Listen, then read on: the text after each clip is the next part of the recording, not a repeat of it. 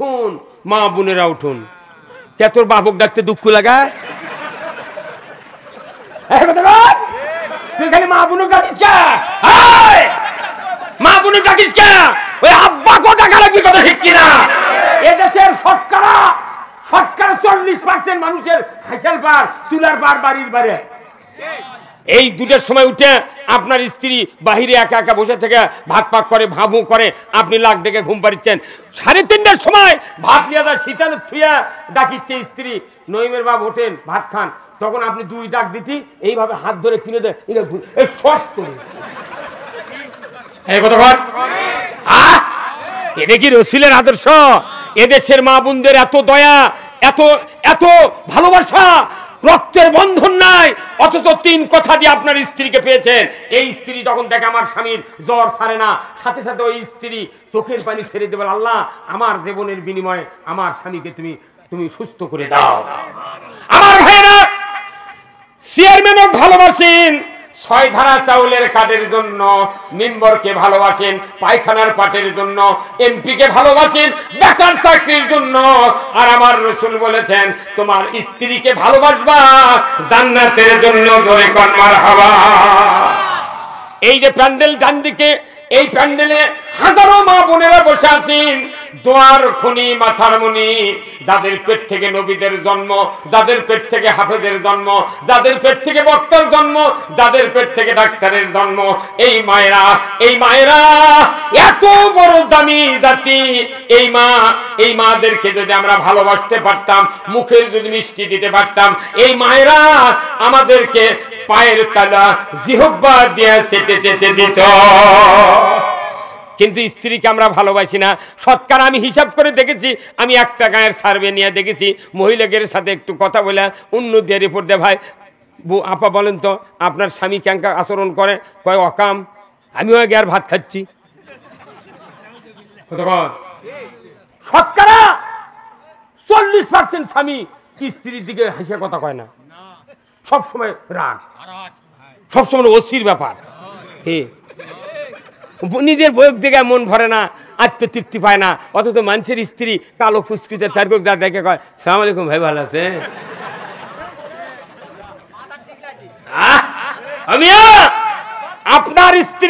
আপনার স্ত্রী যদি একটা বার কয় আল্লাহ আমার স্বামী উত্তম, আল্লাহ নবী বলেছেন ওই স্বামী যদি মুত্তাকি হয়, পরেজগার হয়, ওই স্বামী নির্ঘাত জান্নাতি। আল্লাহু আকবার। যাদের বিয়ে করে বউ আছে, আপনাদের স্ত্রী জান্নাতে যাক, কারা কারা চান 2 হাত তুলে দেখান। ওরে মরুদ রে, এটা মরুদ দিবা রে, এই ভিডিওর বউ দেখে ভাবি রে। স্ত্রীকে যদি বাঁচে থাকতে জান্নাতি বানাতে পারেন, আল্লাহর ইজ্জতের কসম আপনিও জান্নাতি হয়ে যাবেন। কিয়ামত হয়ে যাবে, মানুষগুলি জান্নাতে জাহান্নামে 2 ভাগে বিভক্ত হবে। জান্নাতি হয়ে যাওয়া মানুষগুলি ভেতরে একজন আল্লাহর বান্দি জান্নাতুল ফেরদাউসে চলে যাবে। জান্নাতুল ফেরদাউসের ভিতরে একজন আল্লাহর বান্দি হাউমাউ করে কান্নাকাটি শুরু করবে। আল্লাহর ফেরেশতা বলবে, আল্লাহর বান্দি জান্নাতুল ফেরদাউসে আপনি কেন কাঁদেন? জান্নাত তো কান্না করার জায়গা নয়, সুখ ভোগ উপভোগ করার জায়গা, আপনি কেন কাঁদেন? একটু আমি কি জানতে পারি? আল্লাহর বান্দি বলে, আল্লাহর ফেরেশতা আমি যে কি জন্য কাঁদি আল্লাহ ভালো জানেন। বলে কি জন্য কাঁদেন আমাকে একটু বলে দেন। ফেরেশতার সামনে ওই বান্দি বলবে, আল্লাহর ফেরেশতা আমি দুনিয়াতে 70 বছর বেঁচেছিলাম, আমার একজন সৎ চরিত্রের স্বামী ছিলেন, বিবাহের পরেই আমাকে মোহরানা পরিশোধ করে দিয়েছিলেন, ইসলাম কোরআন আল্লাহর রাসূলের আদর্শ আমাকে শুনিয়া এমন জীবন গঠন করার সুযোগ করে দিয়েছিলেন, আমি আমৃত্যু ওই ইসলামের পথ ছাড়ি নাই, যার কারণে হিসাবের পর আল্লাহ তাআলা আমাকে জান্নাতুল ফেরদাউস দিয়েছে। আল্লাহর ফেরেশতা বলবেন, তারপরে কি হলো, কেন তুমি কাঁদো? আল্লাহর বান্দি বলবে, কাঁদি আমি এই জন্য, ওই যে মৃত্যু হয়েছে আমার, আজ পর্যন্ত আমার ওই দুনিয়ার চরিত্রবান সৎ ওই ভালো স্বামীকে আমি চোখে দেখি না, জান্নাত ভালো লাগে না। আজকে যদি জান্নাতের ভেতরে আমার ওই দুনিয়ার ওই চরিত্রবান স্বামীকে যদি দেখতে পাইতাম, আমি চক্ষু দিয়ে দেখিয়া কলিজাটা জড়িয়ে নিতাম। আল্লাহর বান্দি যখন এই কথা বলবে, সাথে সাথে আল্লাহ বলবেন, ফেরেশতা তুমি মুহূর্তকাল দেরি করবা না, এই বান্দির স্বামী কোন জান্নাতে আছে তুমি একটু খুঁজে দেখো। ফেরেশতা 1 নম্বর জান্নাত থেকে খুঁজতে খুঁজতে খুঁজতে 8 নম্বর জান্নাতে গিয়ে দেখবেন একজন আল্লাহর বান্দা ফুপিয়ে ফুপিয়ে কান্নাকাটি করছেন, চোখ দিয়ে অধর নয়নে পানি ছেড়ে দিয়েছেন। ফেরেশতা বলবে আল্লাহর বান্দা কি হয়েছে আপনার, কেন জান্নাতের ভেতরে এত দুঃখ বেদনা, কেন ফুপিয়ে ফুপিয়ে কান্নাকাটি করছেন? লোকটি বলবে আল্লাহর ফেরেশতা দুনিয়ার জমিনে আমি 80 বছর বেঁচে ছিলাম, আমার একজন মুমিনা সলিহা সচ্চরিত্রবান একজন স্ত্রী ছিলেন, যার দিকে তাকালে আমার কলিজাটা ভরে যেত, যার দিকে তাকালে আমি প্রশান্তি পাইতাম, যার দিকে তাকালে আমার দুনিয়াটা আলোকিত হয়ে যেত, দুনিয়ার সব দরজা বন্ধ, আমার বাড়ির দরজা খোলা থাকতো। ও আল্লাহর ফেরেশতা আমি মরণের পর থেকে আমার ওই স্ত্রীকে চোখে দেখি না, আমার জান্নাত ভালো লাগে না, 70 জন হুর গেলেমান আমার চতুর্দিকে আছে কিন্তু মন ভরে না। আমার ওই দুনিয়ার সচ্চরিত্রবান নেককারিনী স্ত্রী যদি আমার এই হুর গেলেমানের ভেতরে থাকতো, আমি চক্ষু দিয়ে দেখিয়া কলিজাটা জুড়িয়ে নিতাম। স্ত্রী যদি জান্নাতি হয় স্বামীর জন্য কাঁদবে, স্বামী যদি জান্নাতি হয় স্ত্রীর জন্য কাঁদবে। জয়কান মারহাবা। আপনি কি চান স্ত্রী জান্নাতি হোক? সে তাহলে বাজার করবে গেল গা। আর 30 বছর যদি বাংলাদেশের মহিলারা বাজার করে কারু ঘরে ভাত থাকতে না। আরে ওই বাজারের যখন কাপড় কিনবে যায় তখন ওই ছেলের ম্যান আগে থেকে কয় তফাৎ দিয়ে কয় সালাম আলাইকুম আপা ভালো আছেন? তখন ওই চিন্তা করে কে রে 40 বছর হলে বিয়ে হচ্ছে রে, একটা দিন তুমি কয়নি, তুই সারার মুখ তো আসেই না। আর ছেলের ম্যান করছে আপা কেমন আছেন, শুনে তো কলজা ঠান্ডা হয়ে যায়। তখন ল্যাপটুস করে দোকানের আগে বসছে, তখন করছে কি চান, আবার আপনি করছে এবারে, তখন করছে আমি কাপড় নেবো, তখন এক জায়গায় দর দর করে 10-12টা থান ফেলে দিচ্ছে, সরসর করে ফেলে দিচ্ছে। আর ওটি বল লাগান আছে, মার্কারি বল আছে, এক দোকানত কমপক্ষে 22টা বল আছে, মানে কম হালকা কাপড়ের রং, অথচ ওই আলোর কাছে খালি ডিপ দেখায়। 40 টাকার কাপড় সাথে 84 টাকা গজ। ওই ওটা নিয়ে চলে যাচ্ছে, নিয়ে আসে ওই 3/4 মেয়ে মানুষ কোন 3/4 জামা ভালোবাসে, এটা 3/4 জামা বানিয়েছে, তাও কি টিয়া রঙের কাপড়, রংটাও কম লয়। এই দুপুরবেলা ভাত খাবার লাগে স্বামীকে ডাল তুলে দিচ্ছে, ভাত তুলে দিচ্ছে, পানি দিচ্ছে, আর 3/4 ডানা দেখতে ভালো লেগেছে, হাত পাও কিছু গোলগাল। তখন স্বামী করছে নইমের মা তোমার যে মান আছে বুঝছা, তখন স্ত্রী খালি ফুলিচ্ছে, তখন করছে যে ওই জন্য আমি তোমাকে তো বকি, তোমার তো এগুলো চোখত পড়ে না, দেখো আমি কিনেছি কি সুন্দর। তোর স্বামী করছে তোমাকে এখন তাই ধান বেচে টাকা দেবো, তুমি যা ইচ্ছে তাই করো। তখন মনে মনে করছে আমি তো ওটাই চাচ্ছি, কি কথা ঠিক কিনা? হ্যাঁ ওই কাপড় যাহা স্বামী কত মান আছে ওই 5 দিন পর্যন্ত খোলেনি, আর ওটা খালি ওটাই খুলে তুলেছে ডুব দিয়ে। কিন্তু টিয়া রঙের কাপড় কোনো ময়লা বেশি হয়, ওই সিলাইয়ের কাজ দেখে কালি হয়ে গেছে, ওই তাও খুলিচ্ছে না, কারণ স্বামী কত ভালো। কিন্তু 5 দিনের পর স্বামী গেছে পাতার ধাল বাবার, ওই বেলাউজের কাপড় খুলে গাঁত থেকে খুলে সাবান দিয়ে ধুয়ে আগ্নের মধ্যে দেশে লাইরিয়া, ইনকে 14 মাসের দিন লাইরিয়া দেশে 11টা 11:30 বাজতি ওই টিয়া রঙের কাপড়টা রং উঠে একে বাংলাদেশের ম্যাপের লাগানো হয়ে গেছে। ওই চিন্তা করতে যে নইমের বাপটা এখন আসবি, তাড়াতাড়ি করে সেতা সেতা অবস্থায় তুলে তাও করে ওই যে শুকেছে ডান দিকে একটা লম্বা পাল্লা থাকে না, ওই কোনো 3টা থাক থাকে, ওই নিচকার থাকের তলে ঢুকে দিয়েছে। ঠিক ওইভাবে আসে, স্বামী অত কাম কাজে অত চিন্তা থাকে, হঠাৎ করে একদিন স্ত্রী দিক থেকে মনে হচ্ছে কেরে কেরে নইমের মা যে তোর ওই ওই সুন্দর ওই ব্লাউজটা কোনটি, ইসলাম না দেখলে মানবি কেমনি, পাগল দেখার লাগবে আগে। আল্লাহ কোরআন কি কথা সূরা নসরে ইযা জাআ নাসরুল্লাহি ওয়াল ফাত ওয়া রাআইতান নাসা ইয়াদখুলুনা ফি দীনিল্লাহি আফওয়াজা ফাসাব্বিহ বিহামদি রাব্বিকা ওয়াস্তাগফির ইন্নাহু কানা তাওয়াবা। আমার আল্লাহ বলছেন যখন আমার সাহায্য এবং ইসলামের বিজয় এসে যাবে তখন তোমরা দেখবে দলে দলে মানুষ ইসলামের পতাকা তলে ঢুকতেছে। 190 বছর ব্রিটিশ শাসন করেছে ভারতবর্ষ, 24 বছর পাকিস্তান, 53 বছর বাংলাদেশ স্বাধীন হয়ে এই 266 বছর ধরে 3টা প্রজন্ম দুনিয়া থেকে বিদায় হয়ে গেছে, ইসলামের হর্ষি দেখতে পাই নাই। আজকে 4র্থ নাম্বার প্রজন্ম নিয়ে আমরা বক্তৃতা করতেছি। এখন ইসলামের কথা যাই কয় তাই দোষী। হ্যাঁ কই তুইলে পাইলু কোনটি? বেশি দূরে দূরে খুলে কয় ধরে একদল তোল, আরেকজন কয় হুজুর দান জেলখানা সুন্নত দান। তে চ তুই এত বড় সুন্নত তুই বাদ দেবো চ, তোকে মাই করে দিয়ে থিয়েছি চ কথা কয় তো মাই করে দিয়ে থিয়েছি। 4 দিন থাকলে ভোগ মা কবুরে তাই সুন্নত মারার তো কথা কি যাই জেলে তাতে তাই বুঝা পারিচ্ছে মরদ কাক কয়। এই বরাবর নাই ক খাতা নাই করে কলম নাই কো মোবাইল, সূর্য ডোবার আগে মোদের ঘরে লাগাই খিল। মিয়া সুন্নত করছেন, সুন্নত কামায়েরও দাম আছে, কথা ঠিক কিনা?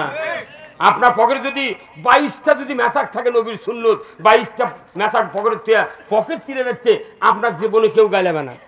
কেউ তুই অত মেসাক কি করবো করছে না বা নবীর সুন্নত। আচ্ছা তোকে ধন্যবাদ। যুব্বা একবার মাটিতে ছিঁচড়ে যাচ্ছে, কেউ গাইলাবে না। গাইলাবি দাঁড়িয়ে কেউ কেউ গেরো দেখছে, সেদিনকে ফেসবুকে দেখলো একজনের দাড়ি মাটির ঠেকেছে, কেউ গাইলাচ্ছে না। দাড়ি বড় করেন, টুপি উঁচা করেন, পাগড়ি পরেন, মেসাক করেন, তসবি 4000 দানার নেন, কেউ গাইলাবে না। একটা সুন্নত যখন কায়েম করবে পৃথিবীতে, সেই সুন্নত হলো মরা সুন্নত। রসুল 10টি বছর পৃথিবীতে কোরআন দিয়া 12.5 লক্ষ বর্গমাইল শাসন করেছেন। এই সুন্নত মরে গেছে, কোরআনের শাসন আর পৃথিবীতে নাই। যখন যে দেশে কোরআনের শাসনের কথা বলবেন সেই জায়গায় বিরোধিতা শুরু হয়, কথা ঠিক কিনা? তাহলে আসল সুন্নত হলো কোরআন বিজয় করার সুন্নত। এই সুন্নতের বিরোধিতা করে আপনার আমার বাপও জান্নাতে যাবে না। ওই দাড়ি টুপি হজ করা মিছে। এই যে মসজিদে যারা ইমাম খুদ্া পড়েন, আপনারা শোনেন নে, মসজিদের সানি খুদ্া থেকে একটা হাদিস পড়া হয়, প্রতি শুক্রবার একটা হাদিস পড়া হয়। হাদিসটা হলো এই, ও সুলতানু জিল্লুল্লাহি ফিল আরদি মান আহানা সুলতানাল্লাহি ফিল আরদি আহানাহুল্লাহ। ন্যায়পরায়ণ শাসক আল্লাহর ছায়া সদৃশ্য, যারা ন্যায়পরায়ণ শাসক কায়েমের বিরোধিতা করে তারা যেন স্বয়ং আল্লাহর সাথে বিরোধিতা করলো। মসজিদে নামাজ পড়ে আসে বাইরে আসে ওই ইসলাম কায়েমের বিরোধিতা করে, ইসলামী রাষ্ট্র কায়েমের বিরোধিতা করে, ইসলামী সরকার কায়েমের বিরোধিতা করে। আচ্ছা এই আল্লাহর বিরোধিতা করে ওর নামাজ রোজা হজ জাকাত কুরবানি কবুল হবে? হ্যাঁ, তাহলে এই কথা দিয়ে আমরা যদি প্রতিদিন মসজিদে বুঝে দিতে শুক্রবারে, হে হুজুর আপনি বলেন তো, আপনাদের আমার মুক্তাদি, এই যে রসুলের হাদিস ওয়াসুলতানু জিল্লুল্লাহ, ন্যায়পরায়ণ শাসক আল্লাহর ছায়া সদৃশ্য, এই ন্যায়পরায়ণ শাসক যারা কায়েমের বিরোধিতা করবেন তারা কোনো আল্লাহর বিরোধিতা করলেন। অতএব এখনো সাবধান, আল্লাহর বিরোধিতা করেন না, একটাও কোনো কবুল হবে না। ইমামরা কথা কোনদিন কথা আপনার কথা কেন কয়নি? কেন কয় না? আল্লাহ রসুল বলছেন কিয়ামতের ময়দানে আমার উম্মতের ভেতরে 72টা কাতার জাহান্নামে যাবে আর একটা কাতার জান্নাতে যাবে। ধরে বল ঠিক কিনা? 73টা কাতার হবে, তার এক কাতার জান্নাতে, 72 কাতার জাহান্নামে। রসুলের বয়ান। তাহলে বলুন তো কোনদিন আপনারা কি মুসল্লি হিসাবে মোতাল্লি হিসাবে ভাই কি কয় কি জন্য কি কয়ে গেল কি কয়ে গেল কি এই ভরা সবার মতো হুক করে এসে চলে যায় কাউন্টাকে কি বাজিছে কয়?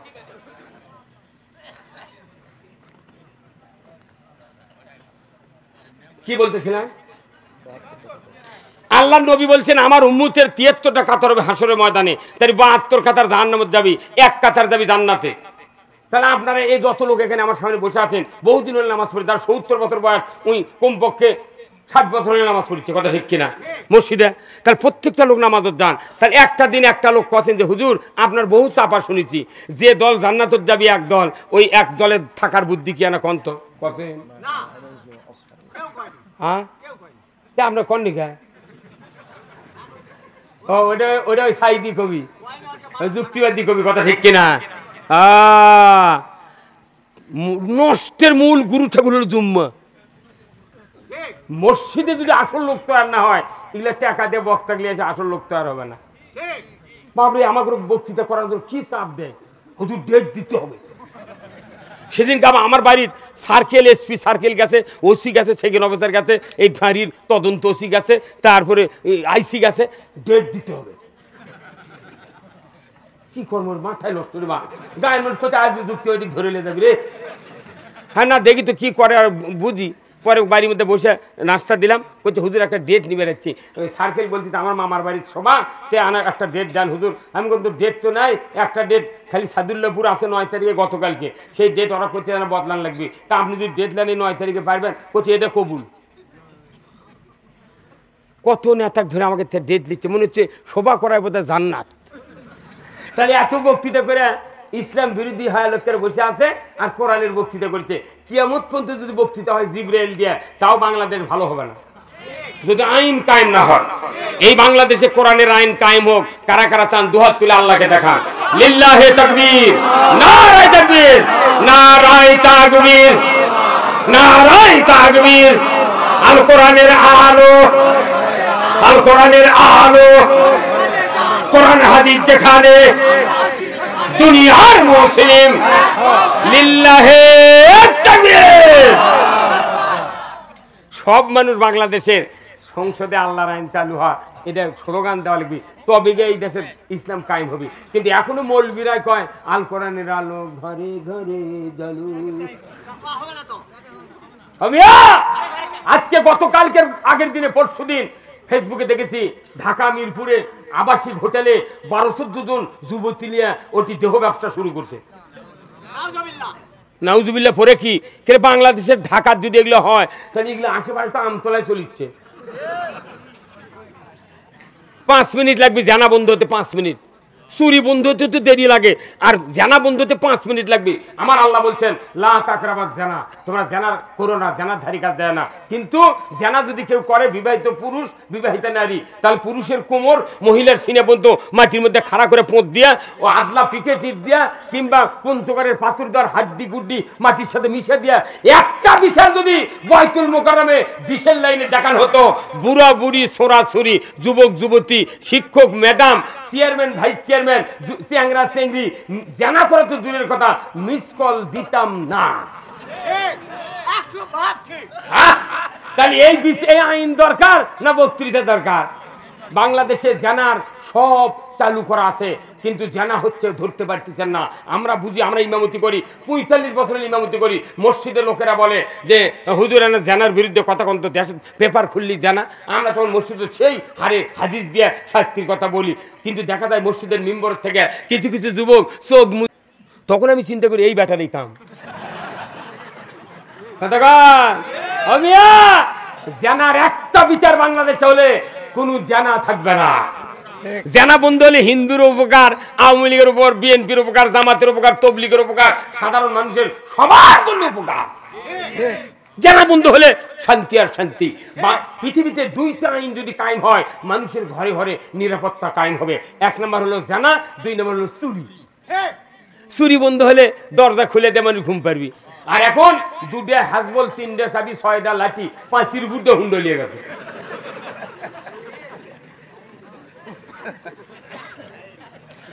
ক্ষমতা আপনার, আমরা ক্ষমতা দেওয়ার চাচ্ছি না, আমি ক্ষমতা দেওয়ার চাচ্ছি না, আমরা কেউ যাবো না ক্ষমতা। আপনার দেশ চালান, কিন্তু এই চুরি বন্ধ করেন, জানা বন্ধ করেন, সুদ বন্ধ করেন। আমরা পেঁয়াজ দিয়ে পান্তা খায় এমন ঘুম দিব, আজরাইল এসে ডাক দিলে উঠবো। কি কথা কন? এই বাংলাদেশের বর্তমান প্রধানমন্ত্রী যে কাজ করেছে, আপনাকে এই দিক তো খেতলালের এই দিক রাস্তা টাস্তা তো হচ্ছে, কিন্তু রাস্তা কাহাকে বলে, উহা কত প্রকার কি কি, ঢাকার থেকে পঞ্চগড় পর্যন্ত গেলে বোঝা যায়। বগুড়ার মধ্যে যে রাস্তা হচ্ছে মাথায় নষ্ট, কি ফ্লাইওভার রে! একটা ফিলার দিয়ে 40টা বাড়ির ছাদ ঢালাই হবে, সব ভালো।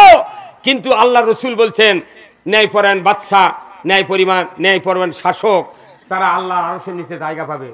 রাস্তা যতই আমরা দামি করি, কিন্তু ন্যায়পরায়ণ শাসক কাকে বলে? কোরআনের আইন দিয়ে যারা দেশ চালায় তারা হলো ন্যায়পরায়ণ শাসক। আল্লাহ রসুল বলছেন কিয়ামতের দিন তারা আরশের নিচে জায়গা পাবে। তা আমরা কি মানুষকে উপকার করছি না ক্ষতি করছি? ক্ষতি করছে। আমরা তো উপকার করেছি যে আসেন আমরা সবাই মিলে বাংলাদেশে কোরআনের আইন চালু করি, কথা ঠিক কিনা? আজকে দেশে সুদ চলে, যাকাত চলে না, সুদের চোটে এমন কোনো বাড়ি নাই কিস্তির টাকা না নেওয়া আছে, 15.5 আনা বাড়ি বাড়ি কিস্তি আছে। কয় শাক ভাত খাবো না, গোস্ত খা, স্বামীর কথা শুনবো না, ভাঙ্গা করে থাকবো না, ঝড় বাদল মানবো না, কিস্তি দেওয়া বন্ধ করবো না, যায় আন থাকিতে সাহেবের ডিউটি কোনোদিন অমান্য করবো না। এতই কিস্তি চলিচ্ছে, গরিব মানুষের কোনো দোষ নাই। এই দোষ হলো ধনীকের আর রাষ্ট্রশক্তি। যদি সুদ বন্ধ করা হতো, আমার দেশের মুসলমান দাবিদাররা ঈমান নিয়ে দুনিয়াতে বাঁচতে পারতাম। আমার আল্লাহ কোরআনে বলছেন, ইয়া আইয়ুহাল্লাযীনা আমানু লা তাকুলুর রিবা, ঈমানদাররা সুদ খায় না। আল্লাহ বলেছেন ঈমানদারদের সুদ খাওয়া নিষেধ করেছেন। আল্লাহ তো বলেন নাই ইয়া আইয়ুহান নাস লা তাকুলুর রিবা, মানুষ সকল সুদ খায় না, এ কথা বলেন নাই। আল্লাহ ঠিকই বুঝেন যে ঈমান আনার পর সুদ খালি ঈমান থাকে না। জোরে বলুন ঠিক কিনা? আমার দেশে সুদের অর্থনীতি, গরিব মানুষ কিস্তি নেয়, তাদের কোনো দোষ নাই। যারা ধনী মানুষ তারা মনে মনে কয় ওরা কিস্তি নিয়েছে, ওরা মরুক গিয়া, আমরা তো বেঁচে আছি। আপনি বেঁচে আছেন, আমি বক্তা, ইনি ধনী মানুষ, ইনি হাজি মানুষ, এনারও পল্লী বিদ্যুতের বিল বাকি পড়ে। পল্লী বিদ্যুৎ লেখা আছে মোট বিল 2000, বিলম্ব মাসুল 2060। যদি 1 মাসের বিল 1 দিন পর ভাইটা যায়, যদি বিল না দিতে পারে, এই হুজুরের স্ত্রী বলে, ও হুজুর ফাইন দেওয়া লাগবে এখন। ইংলিশে ফাইন, বাংলা তো সুদ, আরবি হলো রেবা। কি কায়দা করে পল্লী বিদ্যুতের কাগজত লিখেছে বিলম্ব মাসুল। এই কথা বল, তাহলে পল্লী বিদ্যুতের বিল আমার বাকি পড়ছে, এনার পড়ছে, তাহলে আমরা বাঁচলাম সুদ দেওয়ার থেকে। যারকে জমি আছে 40 বিঘা 50 বিঘা, এরা বলিচ্ছে আমাকে ধান আছে, জমি আছে, ইচ্ছা মতো কারেন্টের বিল পাবো, দিয়ে দেবো। আল্লাহ বলছে তুই আরো বেশি মরছু, তোর যে 40 বিঘা জমি, তোর দিকে খাজনা কাছারি কমে 23 বছরের বাকি পড়ছে। ওই খাজনা দিবার গেলে কাছারি লাইভ করছে, আগে সুদের হিসাব করো, তারপরে আসল টাকা পরে হবি। এই কথা কর, তাহলে এরাও শেষ। আবার যারা বড় বড় ব্যবসা করে টাউন বন্দরে লক্ষ লক্ষ টাকা সিসি লোন করে, ওরা করছে আমাদের জমা নাই, জমি নেই, খাজনা নাই, পাতি নেই, কিচ্ছু নাই, পল্লী বিদ্যুতের বিলও বাকি পড়ে না, আবার কিস্তিও লিনি, আমরা তো বাঁচে গেছি, আল্লাহ বাঁচাছে। বা তখন আল্লাহ করছে তুই তো ওর থেকে বেশি মরছু, তুই না সিসি লোন করছু। কি ভাই, ব্যাংকাররা এমন একটা লোনের নাম দিয়েছে সিসি। এই যারা আরবি পড়ছেন, বাংলা আরবি গ্রামার পড়েন, কয় না হরকতের উচ্চারণ তাড়াতাড়ি করিয়া করিতে হয়। ওই যে 5টি বিষয়ের ব্যবহার জানলে কোরআন শরীফ পড়া যায়। এগুলো তার বাড়ি বাড়ি কোরআন শিখে না, অনেক মানুষ শিখে না। তারা বলে যে হরকতের উচ্চারণ তাড়াতাড়ি করে করিয়েতে হয়। তাহলে হরকত দিয়ে যদি সিসি পড়া হয়, তাহলে কেন সিসি সিসি কথা কি ভালো? এটা আমার এই যুগবার যদি গরুর গোবর ভরে থাকে, এই হুজুর দেখেই কবি সিসি হুজুর তোমার কাপড় কি, তাহলে সিসি ভালো কথা। এই বাংলাদেশে বড় বড় ব্যবসায়ীরা সুদের অর্থনীতি নিজেরা মানে লিয়া 50 লাখ 500 কোটি 100 কোটি টাকা 20 লাখ 30 লাখ টাকা লোন লিয়া, সিসি লোন লিয়া তারা বড় বড় ব্যবসা করতেছে। কথা ঠিক কিনা? হ্যাঁ, কিয়ামতের দিন এরকম আল্লাহ কবি ফেরেশতা এর করে এক কানিত বান্ধাত হতো, এরকের বিচার পরে হবি, এরকে কত টাকা সিসি দরকার, আজ লোন পাস করবো নির্বিঘ্নে ছাড়ে দেওয়া হবে না। এই বাংলাদেশে নয়, আল্লাহ বলছেন সুদের অর্থনীতি যারা মেনে নিয়ে, সুদের অর্থনীতি আল্লাহ বিরোধী বিধান মেনে নিয়ে যারা ইবাদত বন্দেগী করবে, ইসলাম মানবে না, তাদের কোন ইবাদত আল্লাহর দরবারে কবুল হবে না। বলুন ঠিক কিনা? আল্লাহ কোরআনে বলছেন ওমাই ইয়াবতাগি গায়রাল ইসলামি দীনান ফালাই ইউকবালা মিনহু ওয়া হুয়া ফিল আখিরাতি মিনাল খাসিরিন। আমার আল্লাহ বলেছেন ও দুনিয়ার মানুষেরা, ইসলাম ছাড়া অন্য কোন মতাদর্শ, অন্য কোন জীবন ব্যবস্থা, মানুষের তৈরি করা মতবাদ যদি মেনে নিয়ে তার আন্ডারে তুমি ইবাদত করো, আমি রব্বুল আলামিন বলে দিচ্ছি তোমাদের মাঝ থেকে তোমাদের কোনো ইবাদত কবুল করা হবে না, বরঞ্চ তোমরা আখিরাতে আদালতে ক্ষতিগ্রস্তের ভেতর পরিগণিত হয়ে যাবে। ইসলাম বাদ দিয়ে অন্য কোন জীবন ব্যবস্থা মানার সুযোগ নাই। আমাদের দেশে ইসলাম কি, আমরা ইসলাম তো এটাই, চোরের হাত কাটা, পর্দা ফরজ করা, সুদ বন্ধ করা, এগুলো তো ইসলাম। এটা তো ইসলাম। এই সুদের বিরুদ্ধে একটা মানুষ কথা করছেন না, মনে করতে দাড়ি টুপি জুব্বা আমার ঠিকই আছে, সুদ আপনার শ্বশুর বাড়িতে শ্বশুরদের সুদের টাকা লেছে, আমি পীর সাহেব, আমি বক্তা, আমার জামাইদের সুদের টাকা লেছে, কেউ বাঁচতে পারবে না। অতএব সব বাদ দিয়ে 5 বছর সব বাদ দিয়ে ইসলাম বিজয় করতে হবে। তাহলে ইসলাম যদি বিজয় হয়, সুদ থাকবে না, চুরি থাকবে না, জানা থাকবে না, অন্যায় থাকবে না, দুর্নীতি থাকবে না, কোনো ঘুষ ঘাস থাকবে না। কথা ঠিক কিনা? আগে ইসলামের পক্ষে থাকা লাগবে। কার কথা? ইসলাম নামক একটা জীবন ব্যবস্থা আল্লাহ তাআলা আমাদের জন্য নাজিল করেছেন। কথা ঠিক কিনা? আল্লাহ কোরআনে বলছেন, ইন্নাদ-দীনা ইনদাল্লাহিল ইসলাম, নিশ্চয় ইসলাম নামক জীবন ব্যবস্থা আমি আল্লাহ আমার কাছে প্রিয়। তোমাদের ওটা প্রিয় মনে করে নিতে হবে। যদি মনে করে নাও, আমি রব্বুল আলামিন তোমাদেরকে জান্নাত দিয়ে দেব। ও আমার ভাইরা, ও আমার মা বোনেরা, ইসলামটা কি যদি কোরআন পড়া না হয়, রসুলের জীবন আদর্শ যদি পড়া না হয়, ইসলাম আমরা বুঝতে পারবো না। আজকে বাংলাদেশে নামাজ, রোজা, হজ, যাকাত, জিকির, আজকার সবকিছুর বক্তৃতা চলে, কিন্তু ইসলামের বক্তৃতা চলে না। ইসলাম আলাদা জিনিস। ইসলাম হলো জীবন ব্যবস্থা। Islam is the complete code of life. মানবতার জন্য ব্যক্তি, পরিবার, সমাজ, রাষ্ট্র, অফিস, আদালত, কোর্ট কাছারি, অর্থনীতি, সমাজনীতি, রাজনীতি, জীবনের সকল ক্ষেত্রে ইসলাম দিয়া যারা চলবে, এরাই হলো মুসলমান। এরাই হলো মুসলমান। আমাদের দেশে সব আছে, কিন্তু ইসলাম, আমার দেশে অনেক বক্তা উঠে কয় মঞ্চে যে মুসলমান ভাইরা রে আমার, কয় না? মেলা বক্তা উঠে মিশে কয় মুসলমান ভাইরা রে আমার। তখন আমি কই যে তুই মুসলমান লোক কি? বাংলাদেশের টেকনাফ থেকে তিসুলিয়া, সুন্দরবন থেকে পাথুরিয়া পর্যন্ত একজন মুসলমান নাই। কারণ কি? বাংলাদেশে ইমানদার আছে। ইসলাম না না পর্যন্ত মুসলমান হওয়া যায় না। আমার দেশে ইসলাম মানা যায় না। এই যায় তাহলে আমি মুসলমান কেমনি হলো? মাথার টুপি আছে, দাঁড়িয়ে আছে, কিন্তু যারা দেখে বেটা মোট সম্পত্তি লেগে দেয়, বিটিক দা করতে, মা তোর খালি দোয়া।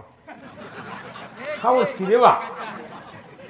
হ্যাঁ, কি সাহস? আচ্ছা, তোর দোয়া যদি এতই দামি হয়, তাহলে 3 বেটাক 30 বিঘা জমি দিছু, তোর ছোট বেটাক তুই কত যে মা তুই 10 বিঘা পাবো, তুই 5 বিঘা তোক দেবো, আর আমার জীবনের মোট দোয়া খালি টুকি দেবো। ছোট বেটাক যদি এই 5 বিঘা দেয়, আর ওগুলো বেটাক যদি 10 বিঘা দেয়, ওই রাত্রি খুন্তি দিয়ে খুঁড়ে ওই বাপের কাল্লায় খুন্তি ওই দরের মধ্যে দিয়ে উপুত করে পুঁতে থবি। কিন্তু একটাও বাপ পৃথিবীতে আমি আজ পর্যন্ত দেখিনি যে বেটাক দোয়া দিল, খালি ওই অবত পায়ে বিটি করে দোয়া দেয়। ও মা, আমি এনে পশ্চিম দিক যাবো মা। ও মা, আমি এনে পশ্চিম দিক যাবো মা। তুই তো 5 বিঘা জমি পাবো মা, তোকে 8.5 শতক দেবো মা। পাবি 5 বিঘা দিচ্ছে কত রে? তোর মূর্খ বিটি চিন্তা করতে 5 বিঘা পাবো, 8.5 শতক দিবি, তার 8.5 বিঘা বোধ হয়। আর তখন মুগরি জব করে বাপকে ভাত টাত খেলে, আব্বা আপনি যা দিয়ে খুশি তাই আমি মানে নেবো, আপনাকে আমার জন্য দোয়া করবেন। কারণ কি? প্রত্যেকটা মেয়ে ছোল বাপের পাটি, প্রত্যেকটা কন্যা সন্তান যদি 4 জনও কন্যা হয়, 4 জনই বাপের পাটি। আর এই যদি বেটা হয়, এই বেটা মোটে মায়ের সাথে যুক্তি করে বাপের বিরুদ্ধে কথা কয়। হে, 4টে বেটা 2টে বিটি, বাপ যদি মরে 4 বেটার চোখত তুলে দিলেও ভিজবে না। আর 2 বিটির চোখ 4টে ঝর্ণার মতো পানি বাড়ায়। এই এমনও বিটি আছে, বাপ মরে যায়, ভাবি কয়, মা কয়, মা আব্বা তো মরে গেল মা, তা আব্বার একটা লুঙ্গি আর একটা পাঞ্জাবি আমাকে দেন, আমি ধুয়ে ইস্ত্রি করে পলিথিনে তুলে বাসর মধ্যে থমো। যখন বাবার কথা মনে হবি, তখন ওই জামা আর ওই লুঙ্গি দিয়ে আমার বুকের জ্বালা মিটাবো। কি কথা ঠিক কিনা? এত বড় দরদ নিজের কন্যা সন্তান দ্বারা বাপক যে ভালোবাসে, বিরল, ইতিহাসের বিরল। সেই বিটি তুই কোন সাহসে 5 বিঘা ভেউ পাবি, তুই করছিস 8.5 শতক দেবো মা। বিটি একটা মুরগি জব করে ভাত খেলে দিয়ে পাঠাচ্ছে, ওই বাটপার হস করে দেওয়ার মধ্যে আসে বেটা করে করছে, আব্বা তোরা আসো, আয়তো তোর বুনুক মিটে থুয়েছি আব্বা। তখন ছোট বেটা আসছে। ছোট বেটা যদি বোন বড় হয়, ভাইয়ের মধ্যে যদি কেউ ছোট থাকে, ওই প্রত্যেকটা বড় বোন ছোট ভাই কোন ভালোবাসে। তখন ওই ছোট ভাই আছে দৌড়ে করছে, আব্বা আপা কি কোনটা দিবেন? করছে, বা পাবি তো 5 বিঘা, 8.5 শতক দিবে চাচ্ছি। ওই ছোট বেটাও পাগল বুঝে পারেনি, উনি মনে করতে তার 8.5 বিঘে দিবি। তখন করছে, ওই যে বেলতলির পাতারত 3.5 বিঘের থাক আছে, ওটা আব্বা আফাক দিয়ে দেন। তখনই বড় ভাই করছে, এক চলে তোর কানসার কর বদমাইশ, 4 ভাই আমাকে 40 বিঘা জমি দিয়েছে, তুই আমার ওই 3.5 বিঘা দিবের করছো, ওই হালের দুধ কমে যাবি না? ওই তো বেঁচে খাবি, অকুটা তুমি কে অগ্ন অঞ্জলি তুমি কথা কর, অগ্ন অঞ্জলি দিচ্ছে, 9 অঞ্জলি বুনক দিছে, ঠকাচ্ছে। পাবি 5 বিঘা দিছে 8.5 শতক। 50 বছরে ওই বিটি বেসেনি, কোথায় না আমার আব্বা বেঁচে আছে, আমি বেচবো না, যখন আব্বা মরে যাবি তখন আমি হাতত তালি ভরাবো। বহু বিটি আছে এরকম জমি বেচে না, স্বামী চাপ দেয় তাও বেচে না। এই করতে করতে 50 বছর গেছে। 50 বছরের পর এই খেতলালের নয়নজুলি 3 লাখ টাকা শতক লেগেছে। আর পাঁচার মধ্যে জমি 3 লাখ টাকা বিঘে, তাহলে 5 বিঘার দাম হলো 15 লাখ, আর এটি 3 লাখ টাকা শতক, 8.5 শতকের দাম 25.5 লাখ। তখন বড় বেটা এসে কইছে, আব্বা এগুলো তোমার কাম। কে রে, কি কাম করছে? কইছে আব্বা এই জমি এই 8.5 শতক জায়গা আমাকে 4 ভাইয়ের থাকলে 4টে দোকান ঘর করে ভাড়া দেয় না, দোকান করে খানো হনি, এর কি পয়মাল হলো? পাঁচার মধ্যে 3 লাখ টাকা বিঘে, 5 বিঘে গেল হনি 15 লাখ, এটি দিয়ে একখান দিতে 25.5 লাখ। তখন বাপের স্যান্ডেল খুলে করছে, বদমাস তুই তো এই বুদ্ধি দিছিল। প্রত্যেকটা বুনক ফাঁকিদার মূল গুরু ঠাকুর হলো বাপের বড় বেটা। হ্যাঁ মুরব্বী, কি কথা কি ঠিক? প্রত্যেকটা বড় বেটা এই বুনক ফাঁকি দিবে চায়। আর বাপ মরে গেছে, 5 বিঘা জমি পাবি, বোন করছে ভাই 5 বিঘা ভাঙরে আমার সোল বললে অনেক কষ্ট, লেখাপড়া করছে, তুই 2 বিঘা জমি দে, পরে পরে আস্তে আস্তে দিস ভাই। যেদিন কছে ওই দিন থেকে বুনক আর দাওয়াত দেয় না, সবার দিনও দাওয়াত দেয় না, কারণ ওই জানে বোন আসলি কবি ভেউ দে ভাই। এই ভাই যদি বুনক ফাঁকি দিয়ে যদি মোট ভেউ বাপত্বের দলি করে নেয়, ই যদি হজ করে হজরে আসর গোটা গিলে খায় আসে, একে পেটের মধ্যে ঘুটে ঘুটে তুললো, তুই যদি পেট বড় বানালে এটি আসে তাও আর হজ হবে না, ওই দোজক সারা জায়গা পাবে না।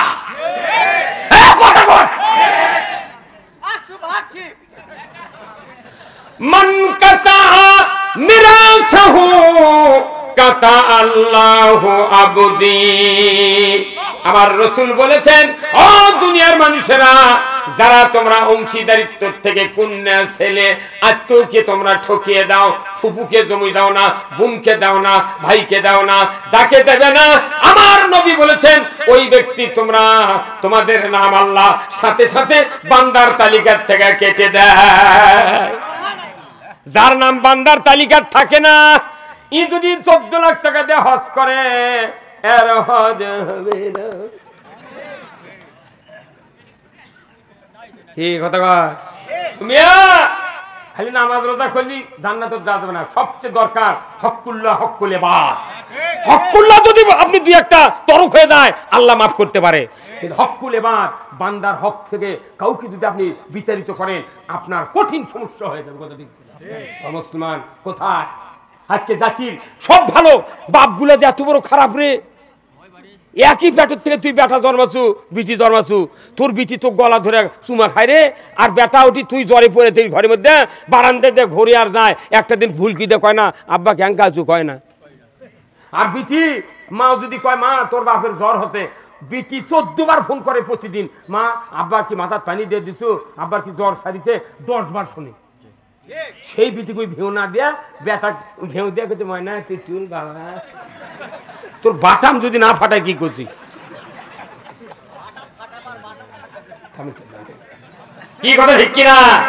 ময়না অনুরোধ করতেছি আমাদের আপনাকে জয়পুরহাট না, এটা জয়পুরহাট না, মারমা নামে 1 গ্রাম আছে না, মারমা ওই আক্কেলপুরে ওইটি মারমা। তো ওখানকার একটা লোক, আমি অনেক দিন ছিলাম, তো এক লোক আমার কাছে দোয়া চাচ্ছে, হুজুর এনা দোয়া করবেন হুজুর, আমার স্ত্রী এনা গর্ভবতী, যাতে একটা বংশোদ্ বাঁচিয়ে দেওয়ার মতো সন্তান হয়। তখন আমি বললাম যে ভাই আমি দোয়া করেছি আল্লাহ যেন আপনার মনের বাসনা পূরণ করে। পরে 1 বছর পর আবার ওই আশেপাশে এক সভা যাচ্ছি, ওই খেপে গেছে আমার বাড়ি, ওই সভার গেছে, যা করতে হুজুর আপনার থেকে দোয়া চানো, দোয়া করলেনও ঠিক, কিন্তু আমি কখনো জানা বংশোদ্ বাঁচিয়ে দেওয়ার সোল হোক, তে সোল তো হয়নি, তো কি হতে করছে মেয়ে চল হতে, সোল তো হয়নি, মেয়ে চল হতে, তে মেয়ে চল সোল্লাই করতে না, সোল ঠিক, কিন্তু আমি তো চাইছি বংশোদ্ বাঁচিয়ে দেওয়ার। তে আমি কোনো আচ্ছা ভাই শোনো তো, যখন আমাদের দেশে কারেন্ট আসেন না তখন হারকিন খেয়ে ধরার ছিল সুন্দর সময়, কত মেয়ে মানুষ, তে তুই না কচু যে বংশোদ্ বাঁচিয়ে দেওয়ার সোল চাই, হ্যাঁ কথা বল, তুই না চাচু বংশোদ্ বাঁচিয়ে দেওয়ার সোল চাই, তা আল্লাহ তো তোর দোয়া পীরের আগে কবুল করছে। তুই কি করছিল যে আল্লাহ একটা মুয়াজ্জিন দে, একটা ইমাম দে, একটা মাদ্রাসার হাফেজ দে, করছিল তা কইনি, তুই বাঁচিয়ে দেওয়ার চাচু বাঁচিয়ে দেওয়ার লোক দিছে। কথা কয় না সবচেয়ে রসুলের মজার হাদিস হলো, আমার রসুল বলছেন যে ঘরে একটা কন্যা সন্তান জন্মিল, আল্লাহ তাআলা আসমান থেকে একজন রহমতের ফেরেশতা ওই ঘরে নাজিল করে দিল। আলহামদুলিল্লাহ। এই যে মায়ের জাতিরা, এই যে কালকের দিন পর থেকে আমাদের বাংলাদেশে রোজা শুরু হবে, পুরুষেরা মাসাগত বসে থেকে দরবার করবি, মাদানী বেল ঘুম পারবি, দুপুর বেল ঘুম পারবি, সারাদিন ঘুরে ঘুরে খাবি। আর আমার মায়ের জাতিরা 3টার থেকে বোট ভাজি পেঁয়াজি ওই ইটুটি যাওয়ার জন্য তুলেছি। কি মিছে কথা কয় বাড়ি। একটা মেয়ে মানুষ কূপের মধ্যে পাটা শিল ফেলে দিয়ে স্বামী মাঘ মাসের দিন কুয়োর মধ্যে নেমে দিয়েছিল। ওই পাটা দূরে নেমে দিয়ে উই যা তালার উপর বসে আছে। এই স্বামী মনে করে হাই আমার বউ বোধহয় ডুব দে লাভ দিয়ে পরে মরে গেল। ওই ঠান্ডার মধ্যে ডুবকি মেরে কুয়া হাইতে থাকে, মানুষ নাই কিছু নাই, পাটা শিল পরে আছে। এখন সেই জাত এরকে সাথে দুর্ব্যবহার করলে এরাও স্বামী পেলা দিবার পারে, কথা ঠিক কিনা?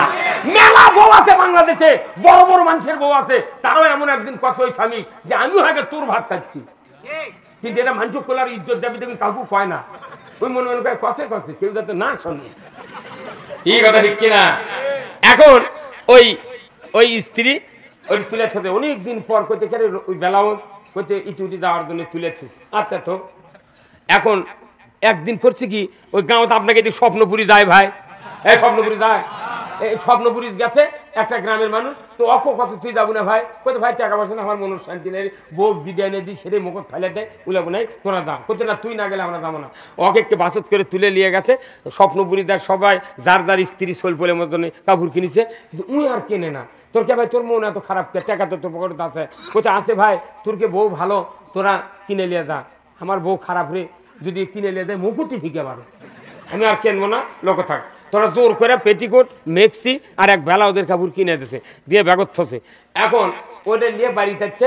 আগেকার মানুষ তো এইভাবে কোনো জামা খুলিচ্ছিল, আগে ইঙ্গে করে ধরে খুলিচ্ছ না, আগেকার মানুষ উপর দিক খুলিত, তখন তো এত লেখাপড়া শিখেনি মানুষ, মানে অবদান ছিল, সেদিন ইঙ্গে বলে তাহলে আসেই ওই যে ওই স্ত্রী ওই যে রং উঠে গেছে, ওই কোন মিশা কথা কষে যে ইটি দেওয়ার জন্য তুলেছে, তুই ওই জন্য তুলেছ, রং উঠে গেছে, পিছনের ভয়ে উঠে গেছে, এই কথা কর না গা।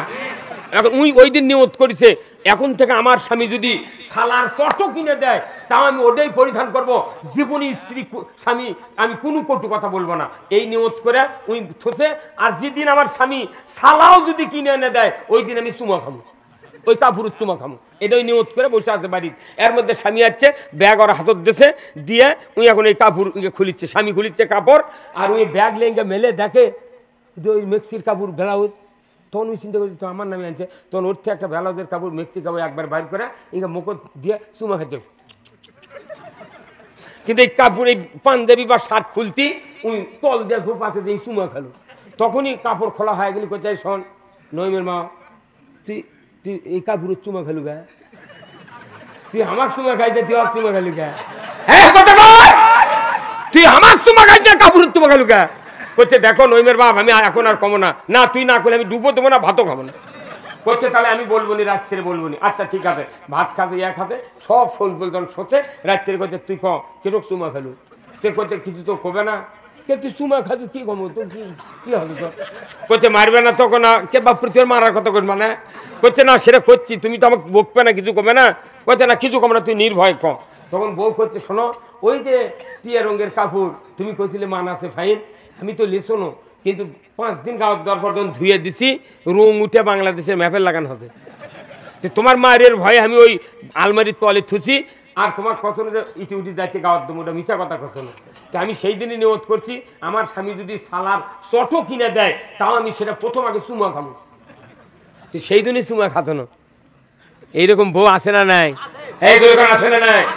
আপনি যতই ভালো জিনিস এনে দেন ওই খুদ ধরবি, কিন্তু আমার নবী বলেছেন, ও দুনিয়ার মায়েরা, যদি স্বামীর অবস্থা অনুযায়ী আর্থিক সচ্ছলতার কারণে, যদি অসচ্ছলতার কারণে হোক, যদি তোমাকে পছন্দ মতো যে কোনো কাপড় পোশাক এনে দেয়, যদি কোনো স্ত্রী ওই স্বামীর ক্রয়কৃত জিনিস যদি আলহামদুলিল্লাহ বলে গ্রহণ করে, স্বামীকে যদি ধন্যবাদ দেয়, আমার রাসূল বলেছেন কিয়ামতের দিন হযরত ফাতেমার সাথে ওই মেয়ে আল্লাহর জান্নাতে যাবে।